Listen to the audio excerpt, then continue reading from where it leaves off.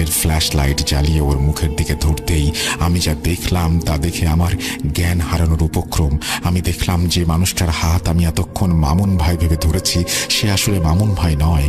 আমি দেখলাম আমার থেকে প্রায় 2 হাতের বেশি উঁচু ভয়াবহ চেহারার একটা অশরীরীর হাত ধরে আছি আমি। মাথা উঁচু করে তার মুখের দিকে তাকাতেই দেখি তার চোখগুলো কোটর থেকে যেন বেরিয়ে আসছে। আমার দিকে তাকিয়ে সে আমাকে বলছে, কিরে যাবি না? চল আমার সাথে, তোর জন্য কবর খুঁড়েছি, চল। আমি এখনো তার হাত ধরে আছি, শরীরে কোনো শক্তি পাচ্ছি না। চিৎকার দিতে চাইছি কিন্তু গলা দিয়ে কোনো আওয়াজ বের হচ্ছে না। ওভাবে কতক্ষণ দাঁড়িয়েছিলাম আমার মনে নেই।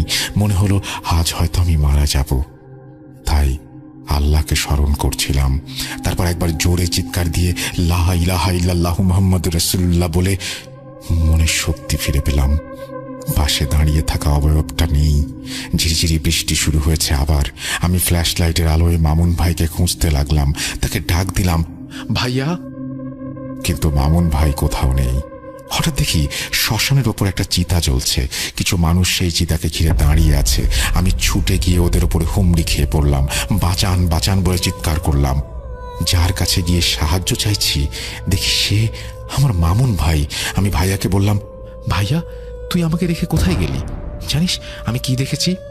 ভাইয়া আমার দিকে তাকিয়ে মুচকি হাসি দিয়ে বলল, আমি জানি সাবিত তুই কি দেখেছিস, তবে আমি এখন তোকে একটা জিনিস দেখাবো, দেখবি। আমি ভাবলাম ভাইয়াকে পেয়েছি আর ভয় নেই, তাছাড়া এখানে অনেক মানুষ, আর কিছু হবে না। ভাই আমার হাতটা ধরল, আয় আমার সাথে আয়। সে আমাকে চিতার দিকে নিয়ে গেল, বলল, দেখ তো লোকটাকে চিনতে পারিস কিনা। জ্বলন্ত চিতার মাঝে পুড়তে থাকা মানুষটার দিকে তাকিয়ে আমি দেখলাম ওখানে আর কেউ না, আমার নিজের লাশ পুড়ছে। আমার পাশে মামুন ভাই নেই। সেই ভয়াবহ চেহারার লোকটা আমার হাত ধরে আছে, অট্ট হাসিতে ফেটে পড়ছে সে। কি ভয়াবহ সেই হাসি! সাথে সাথে এক দৌড় দিলাম, কোথায় যাচ্ছি জানি না, দিক বিদিক শূন্য হয়ে দৌড়াচ্ছি। কাদায় একটা পা আটকে গিয়ে আমার জুতা খুলে গেল। আমি আবার চিৎকার দিলাম, ভাইয়া। আমার চিৎকার শুনে খালাম্মা ছুটে আসলেন। কি হয়েছে সাবিত? এই সাবিত ওঠ, কি হয়েছে তোর? এভাবে চিৎকার করছিস কেন? খালাম্মার কথা শুনে আমার ঘুম ভাঙল। আমি তাহলে এতক্ষণ স্বপ্ন দেখছিলাম। আমার শরীর ঘামে ভিজে গেছে, গায়ে প্রচন্ড ব্যথা অনুভব করছি। আমি আর কাউকে কিছু বললাম না। বিছানা থেকে উঠে ওয়াশরুমে যাওয়ার জন্য বের হব, তখন দেখি আমার ডান পায়ের জুতাটা নেই। আমি সারা বাড়ি তন্ন তন্ন করে খুঁজেও জুতাটা পেলাম না। আমি খালাম্মাকে সব ঘটনা খুলে বললাম। খালাম্মা আমাকে সাথে সাথে গোসল করতে বললেন, খারাপ স্বপ্ন দেখেছিস, গোসল করে খেয়ে নে, সব ঠিক হয়ে যাবে। আর জুতা তো তুই বাইরে সিঁড়িতে রেখেছিলি, নতুন জুতা হয়তো কুকুরে নিয়েছে। আমি খালাম্মাকে বললাম, আমি কখন এসেছি আপনাদের এখানে? উনি বললেন, তুই তো কাল বিকেল 5টার সময় এসেছিস, এসে বললি খাবার দিতে, আমি খাবার দিলাম, তুই খেয়ে ঘুমিয়ে গেলি। তোর মামুন ভাইয়া তো সাতক্ষীরা গেছে গতকাল সকালে, আজকে চলে আসবে। আমি খালাম্মাকে আর কিছু বললাম না। খাওয়া দাওয়া শেষ করে বসে আছি। হঠাৎ মনে হলো আমি স্বপ্নে দেখলাম ওই রাস্তায় আমার পা থেকে জুতা খুলে গেছে। সেটা তো আমার স্বপ্ন ছিল, কিন্তু বাস্তবে এখন আমি জুতা খুঁজে পাচ্ছি না কেন, তাও সেই ঠিক ডান পায়ের জুতা। বিকালে মামুন ভাই ফিরতেই আমি ওকে নিয়ে বেরিয়ে পড়লাম সেই শ্মশানের কাছে। সেখানে গিয়ে দেখি আমার জুতাটা কাদায় আটকে পড়ে আছে সেই রাস্তায়, যা খালাম্মাদের বাড়ি থেকে প্রায় 2 কিলোমিটার দূরে। কিন্তু খালাম্মার কথা অনুযায়ী জুতা আমি বাইরের সিঁড়িতে রেখেছিলাম এবং গতকাল বিকেল 5টা থেকে আমি তাদের বাড়িতেই। অতএব রাতে আমি ওই পথে যাইনি। তাহলে আমার জুতা এখানে কিভাবে এলো?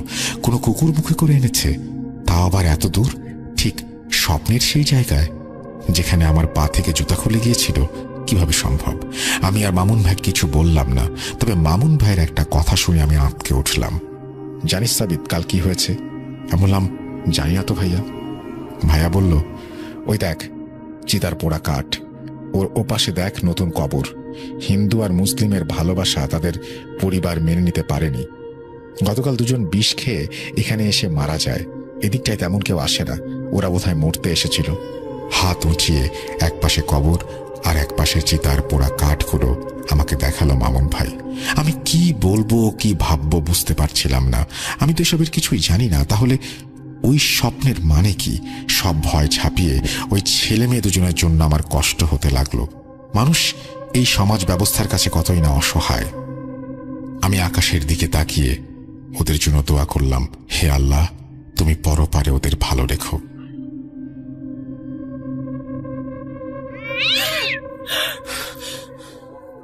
আজ আবার শুনতে পাচ্ছেন শব্দটা? ভয়ের আরেক নাম ভূত.com। আজ যে ঘটনাটি শেয়ার করব সেটি ফেনী জেলার একটি প্রাইমারি স্কুলকে কেন্দ্র করে। আমি ছোট থাকতে ওই স্কুলটায় পড়েছি। ওই স্কুলকে নিয়ে অনেক ধরনের ভৌতিক কথা শুনেছি। স্কুলটার পেছনে একটি পুরনো কবরস্থান আছে। অনেকের ধারণা এই কবরস্থানটির কারণে স্কুলটিতে জিনদের বসবাস। স্কুলটি 3 তলা বিশিষ্ট ও পাশে মেয়েদের জন্য হাই স্কুল আছে, ছেলেদের জন্য কোনো হাই স্কুল নেই। আমার বড় আপু ওই হাই স্কুলে পড়তেন। যখন আমি স্কুলে ভর্তি হয়েছিলাম তারপর থেকে স্যার ম্যাডামরা স্কুলের ছাদে যেতে নিষেধ করতেন, কারণ স্কুলের ছাদে নাকি খারাপ কিছু দেখা যায়। কেউ ছাদে গেলে নাকি কোনো এক মহিলাকে দেখতে পায়, আবার কাউকে কাউকে নাকি ওপর থেকে নিচে ফেলে দেওয়া হয়। আবার কখনো কখনো স্যার ম্যাডামদের রূপ ধরেও নাকি কেউ হাজির হয়। তাই অধিকাংশ দিনই স্কুলের ছাদ তালা দেয়া থাকে। স্যার ম্যাডামরা কোনো কাজে গেলে তখন ছাদের তালা খোলা হয়। মাঝে মাঝে কাজের জন্য দরজা খোলা রাখা হতো। আমি যখন স্কুলের ব্যাপারে ভৌতিক কিছু জেনেছিলাম তখন থেকে আমার ইচ্ছা জেগেছিল আমি ভূত দেখব। তাই আমি মাঝে মাঝে সবার অজান্তে 3 তলার সিঁড়ি বেয়ে ছাদে চলে যেতে চাইতাম। 3.5 তলা পর্যন্ত গিয়ে কিছুটা ভয় লাগতো, তাই আবার নিচে চলে আসতাম। এভাবে কিছুদিন গিয়েছিলাম। যাই হোক, আমি আমার ঘটনা শেয়ার করছি। আমার ঘটনার সময়কাল 2009।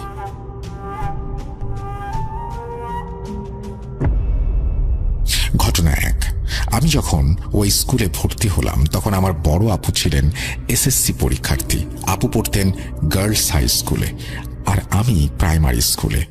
আমি তখন ভর্তি হয়েছি সালটা 2009। আমার নিজ চোখে ওই স্কুলে এখন পর্যন্ত কোনো কিছু ধরা পড়েনি। আপু স্কুল সম্পর্কে আমাকে বলেছিলেন, তবে আপু আমাকে তার নিজের চোখে দেখা একটি ঘটনা বলেছিলেন। ক্লাস করার আগে আপুরা পিটি করতেন হাই স্কুলের সামনে খোলা মাঠে। মেয়েদের পিটি করতে হলে প্রাইমারি স্কুলটির দিকে ফিরে পিটি করতে হয়। তখন আপু পড়তেন ক্লাস 9-এ। পিটি করতে দাঁড়িয়ে আপু মাঝে মাঝে প্রাইমারি স্কুলের ছাদের দিকে তাকাতেন। তেমনি একদিন পিটির সময় ছাদের দিকে চোখ এলে তিনি দেখতে পান ঘোমটা দেয়া একটি মহিলা ছাদের ওপর এদিক থেকে ওদিক পায়চারি করছে। আপু এটি দেখে চোখ নিচে নামিয়ে ফেলেন। আপু কিছুটা ভয় পান। কিছুক্ষণ পর আবার তাকান, তখন দেখলেন মহিলাটি এবার নিচের দিকে তাকিয়ে আছে। তিনি বুঝে গেছেন এটা কি, তাই তিনি আর ওপরের দিকে তাকাননি। যখন পিটি শেষ হলো তখন ওপরের দিকে তাকিয়ে সেখানে দেখেন আর কেউ নেই। কিন্তু কথা হলো, আপু পরে জানতে পারেন ওই দিন স্কুলের ছাদের গেট খোলা ছিল না। তাহলে যে মহিলাটিকে তিনি দেখেছেন তিনি কে? পরে ঘটনাটি আপু ওনার ক্লাসমেটদের সাথে শেয়ার করেন। এরকম অনেক মেয়েই অনেক কিছু দেখেছে। একদিন আমাদের প্রাইমারি স্কুল ছুটি হওয়ার পর সবাই যে যার বাড়িতে চলে যায়। আমিও বাসায় চলে আসলাম। তবে মাঝে মাঝে স্কুল ছুটির পর স্কুলের নিচে অবশ্যই বন্ধুদের সাথে খেলতাম।